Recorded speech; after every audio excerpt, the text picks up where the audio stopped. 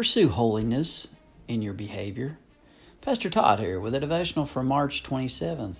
David wanted to be rid of all his transgressions, since all sin begins in our minds. To be holy in our behavior, we have to judge our sins on the thought level. Jesus explained, Mark 7:21-23. For from within, out of the heart of men, proceed evil thoughts, fornications, thefts, murders, adulteries, deeds of coveting and wickedness, as well as deceit, sensuality, envy, slander, pride, and foolishness. All these evil things proceed from within and defile the man. Jesus gave the positive side in Matthew 5, verse 6. Blessed are those who hunger and thirst for righteousness, for they shall be filled. Hunger and thirst are strong motivators. When you hunger and thirst, you recognize your need. Sadly, even God's people often do not sense their intense need for holiness, and so they dabble with it, but they don't hunger and thirst after it. Maybe, if you're being honest with yourself, you're thinking, He's describing me. I don't really hunger and thirst after righteousness.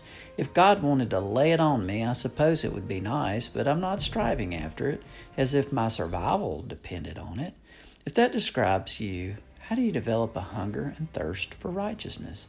Johnny Erickson Todd had a terrible accident that left her a quadriplegic. In spite of her physical limitations, she became an accomplished author and artist. Over 25 years ago, she married her husband, Ken. For her wedding, she had planned to come down the center aisle in her motorized wheelchair. Just before her grand entrance, she noticed two distressing problems. First, she had rolled over her beautiful gown and made a big grease spot and tear in it.